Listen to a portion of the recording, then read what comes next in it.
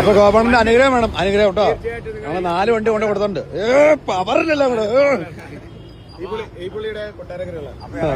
എന്നെ വിളിക്കും, ഞാനും വന്ന്. ഓ വരാം. വന്നതിനും കുഴപ്പമില്ല. തിരക്കാന്നറിയാം, എന്നാലും പ്രശ്നമില്ല.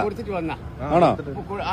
അങ്ങനെ ഇറങ്ങുമ്പോ പറയാ. ഐശ്വര്യം അനുഗ്രഹം വേണം കേട്ടോ. തീർച്ചയായും നിങ്ങളെല്ലാം ഇറങ്ങി 10 പേർക്ക് ജോലി കിട്ടട്ടെ. Thank you. എല്ലാരും ഓടട്ടെ. എല്ലാം ഓടാനല്ലേ, ജോലി കിട്ടും. അതെ. ഞാനിങ്ങനെ വന്നിട്ട് 15 കൊല്ലമായിട്ട്